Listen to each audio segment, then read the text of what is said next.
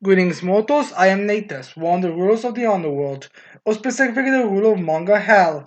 And today we'll be reacting to the newest chapter of My Academia, chapter 368, titled One for Unleashed. Oh my god, this is gonna be one of those annoying weeks where it's just the heroes kicking ass over the final villains or the strongest villains around to make them look awesome. We already know the heroes are gonna win at the end of the day, so I really don't get why we have one of those chapters every once in a while. Like, what's even the point? Doesn't it just kind of make the villains look weak when they have to do it, unless if they immediately end it?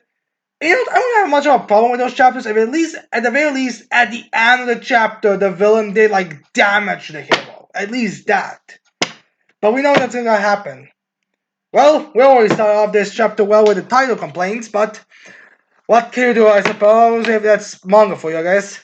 So, anyways, we start this chapter off with a cover page, as we see, we finally get to see how Hagakure looks like without her invisibility powers, and yeah, she looks pretty cute. She has very long hair. Her hair seems to be like a kind of a messy green, pinkish hair. She has a very cute face. Also, she's in her hair costume right now, and if you know how her hair costume looks like, yeah. Anyways, we get some narration saying, a glittering prism you can't take your eyes off of. Oh, so that's the color scheme for her hair and eyes. Prism, I see. Also, controversy on the Twitter for the week. We already knew she was naked constantly. I don't really know why people are complaining, and he did hide all the features. He just had her hair costume. It makes more sense in her school uniform when you're being totally honest with ourselves. Also, this is the only thing that has to do with the rest of the heroes. We are still focusing on the fucking fight. Ugh. Anyways, we start this chapter with Izuku looking all pissed off with his energy emerging from his body. In fact, the scarf that he usually wears just seems to be his black whip at this point. And we have Ned saying he raised the question. As it was from a different perspective, Izuku asking the same in last chapter, is Shigaraki still there? As we have Miro because supposedly he's still asking even after all what he saw, after almost breaking from it.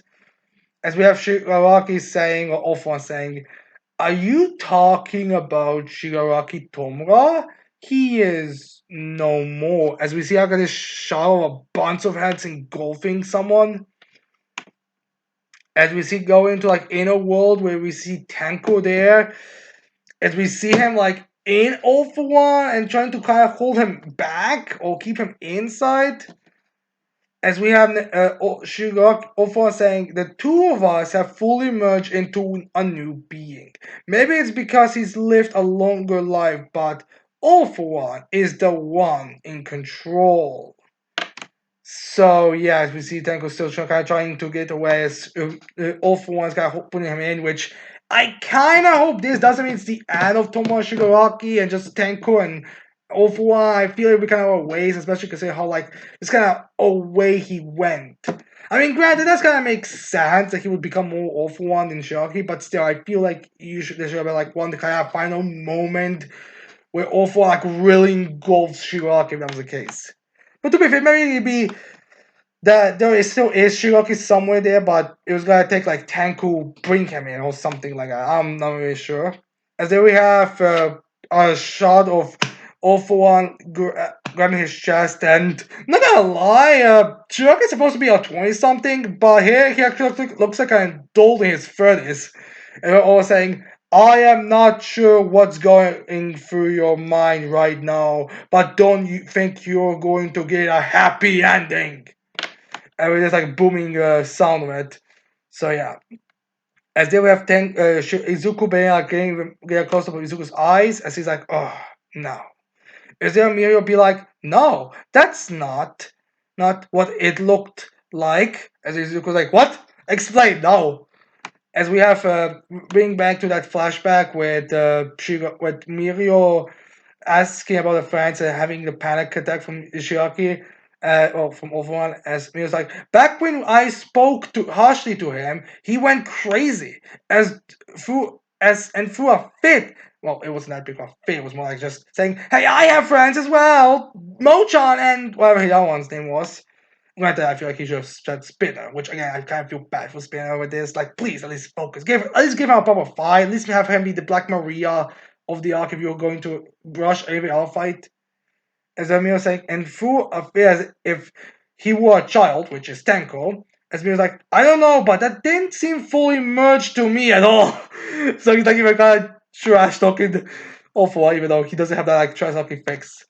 And with Emil saying, the more we pressure him, the more unstable he became. As Shira's like, oh shit, he's revealing my weakness. As if Izuku would be like, Then we see Nala next to Izuku, like, kind of looking through him or around him. I'm not really sure. She looks at the giant monster hand that Ishori has, and she sees that one of the fingers, I think it's the middle one.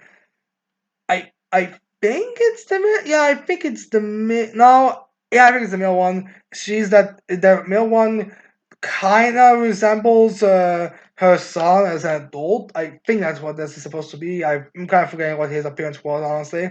It's not like Izuku-kun, as we have that one looking up at him. I think looking at her, and Izuku, and I was like, as then, and I was like, he's still there? Or maybe that's supposed to be Shigaraki. I'm always not 100% sure which one is they supposed to be. And they have the hand crashing to the floor for a boost in the jump. We have Shigaraki jumping up in it which actually also like tilts the whole stage a bit to the ground. As there we see some of the students inside who are working, be like, oh, wow! And then just like May's just doing something, whatever she's doing with the computer. And then Shiraki like going for a fist strike. As Shiraki's like, Alpha's like, enough, Dot! I'm taking back my brother's quirk! And then he does a big smash to the ground. And that like just destroys bunch of stuff around him as well. And then we have Shigaraki, Shiraki in the smoke, as we have Izuku be like, all for one. You're the one who won't get a happy ending. And Izuku's like all serious. As then we have Izuku like using Black Whip to go around that giant hand that Shiraki Wolfone had. As they have Izuku figures herself Black Whip infused with Fajin enhanced capture combo. And then we have Izuku like doing whole like yeah the whole you drag them around thing. We have him using Black Chain as he throws Shiraki at a wall a few things. As then we have I think Shirley saying, I don't care how you dress it up. I won't fall for the same move again.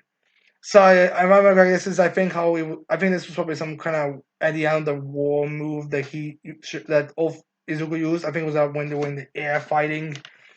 So yeah, then we have Shiraki breaking away from that black chain as Shogi notices something as he looks at Izuku as he sees the second user behind Izuku.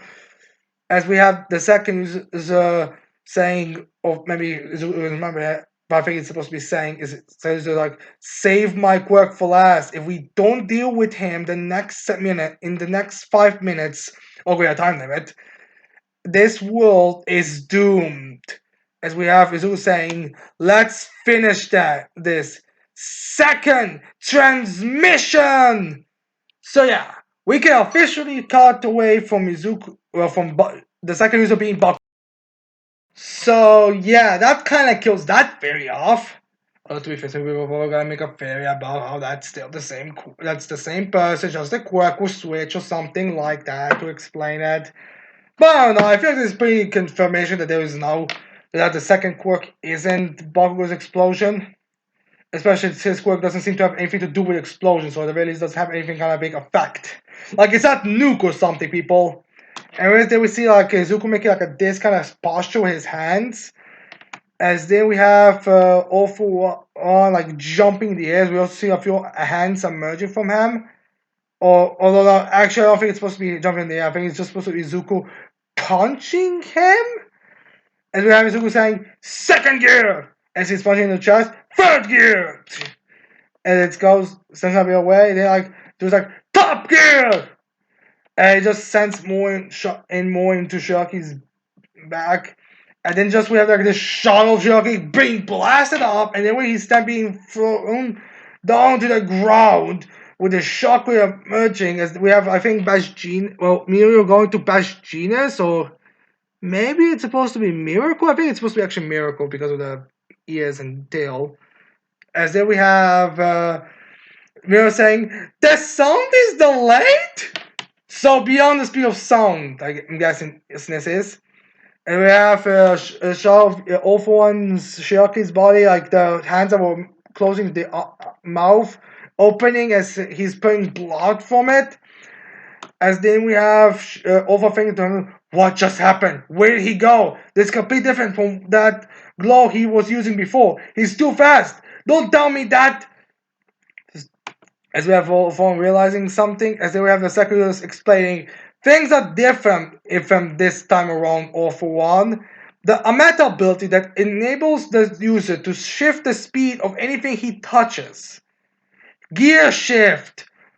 So yeah, I guess I'm not actually kind of understanding what this gear shift is supposed to be.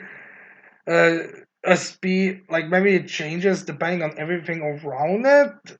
Yeah, I'm waiting for the official translation or for someone to actually describe this ability to me, but I'm not really 100% sure what it is.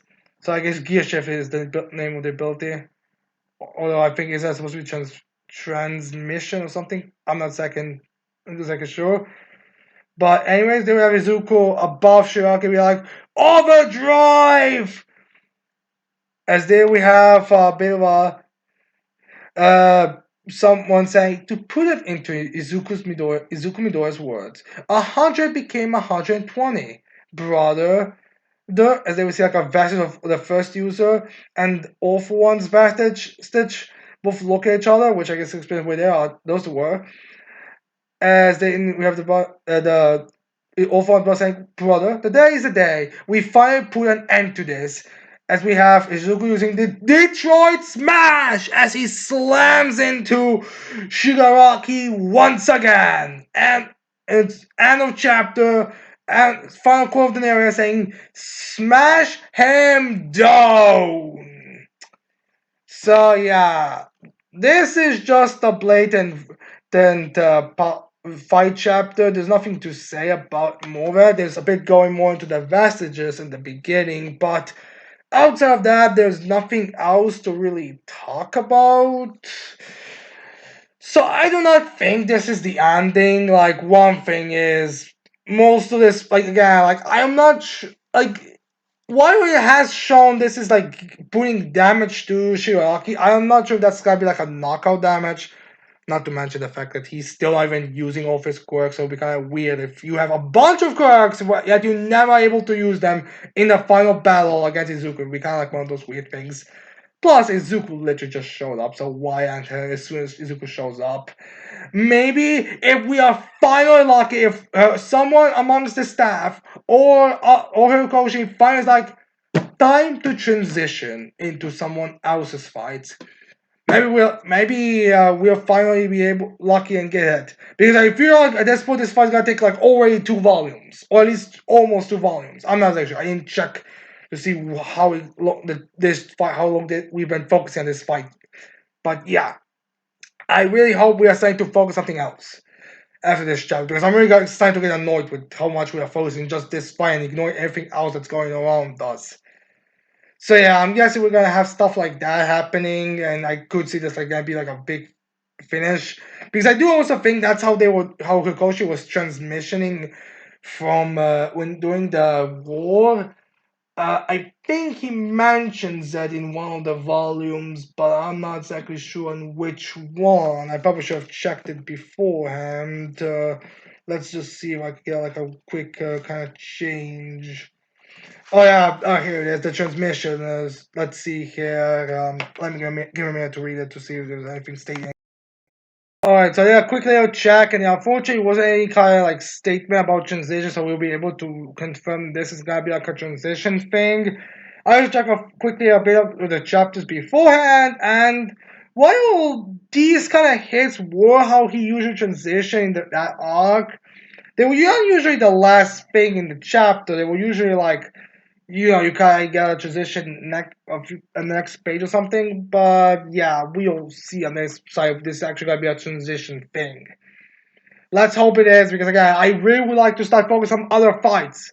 Again, what really disappointing this entire war is literally just like this fight, maybe a couple of chapters for the rest of the characters. Just saying. So yeah, anyways, I hope you like this chapter reaction. I hope you either like, subscribe to this channel for more videos in the future. And that's it. I can't wait to see all of you mortals next time. Goodbye.